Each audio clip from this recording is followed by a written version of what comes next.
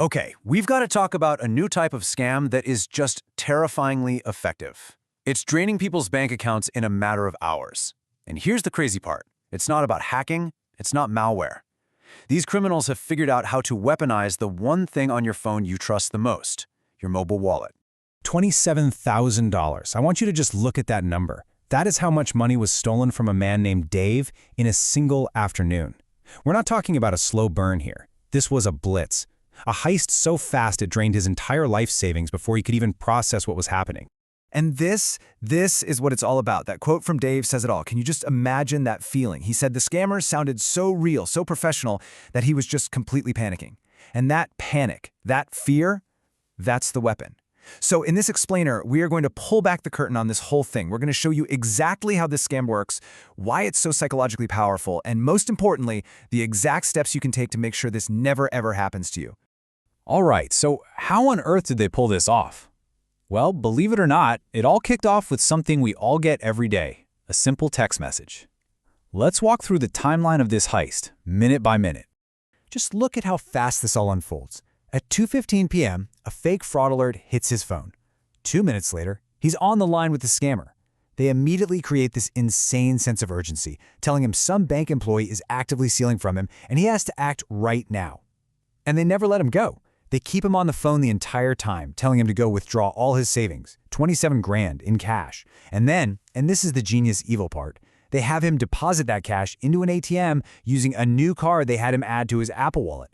From text message to empty bank account, a little over an hour. Just wow. Now here's what's so fascinating and frankly so scary about this. This whole thing wasn't a failure of technology. The bank systems weren't breached. The scammer never hacked a single thing. This was, for all intents and purposes, a heist of the mind. The term for this is social engineering, and a detective on the case put it perfectly. He said they used Dave as the victim to participate in his own fraud. Think about that. They didn't have to break into his account.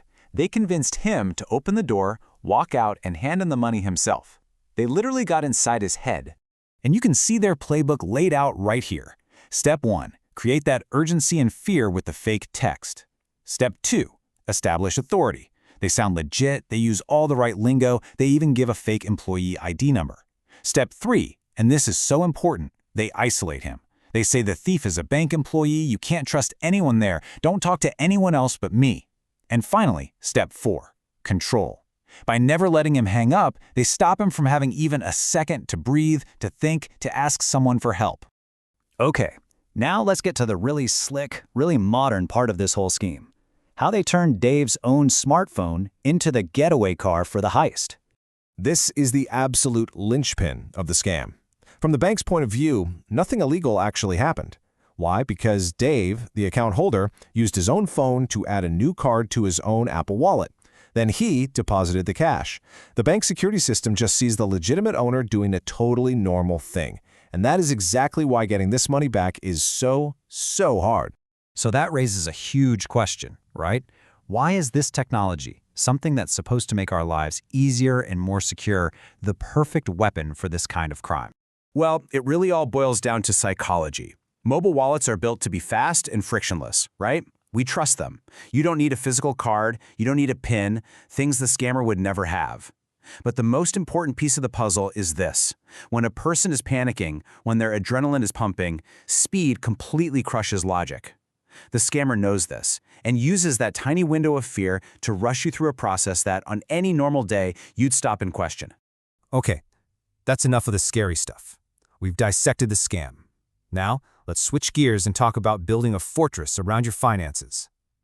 Let's talk about the dead giveaways, the unmistakable red flags that can stop these criminals cold.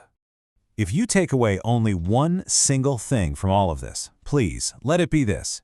Your bank, or any real financial institution, will never, and I mean never, ask you to withdraw cash or wire money to protect it or to secure your account. That request is not a red flag. It is a giant, flashing 100% confirmation that you are talking to a scammer. End of story. And this chart just lays it out so clearly. A scammer creates urgency. A real bank wants you to slow down so they can investigate. A scammer insists on keeping you on the phone. A real bank is totally fine with you hanging up and calling them back on the official number. A scammer gives you a number to call in a text, a real bank will always tell you, use the number on the back of your debit card. And the final nail in the coffin, a scammer might tell you to add a new card to your mobile wallet. Your bank will never do that as a security measure. So here it is, your personal defense checklist. Never, ever trust a phone number that comes to you in a text or email. Always, always use the number on the back of your physical card or from inside your official banking app. Remember, real fraud investigators want you to slow down. Scammers need you to speed up. And that weird request to add a new card to your wallet, that's your cue to hang up the phone immediately. Just recognize their tools, fear, urgency, and secrecy, and they have absolutely no power over you. But let's play this out.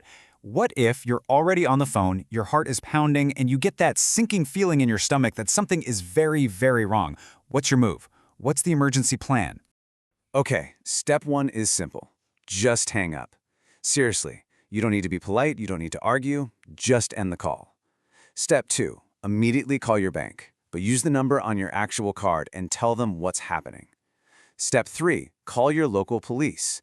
Now this is more important than you might think. Law enforcement can sometimes get account freezes in motion even faster than the banks. And finally, step 4, you have to move fast. Detectives say there's about a 72-hour window, sometimes even less, to freeze and recover stolen money. Every single minute counts. You know, in the end, it all comes back to this one powerful quote. This scam wasn't really about a flaw in the technology. The system worked exactly the way it was supposed to.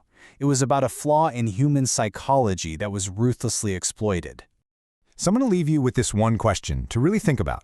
If your phone buzzed with an urgent fraud alert right this second, and you got on the phone with someone who sounded incredibly professional and told your entire life savings were about to disappear, would you be able to stay calm and spot the red flags we just talked about? Knowing these signs isn't just a fun fact. It's an essential shield in today's world.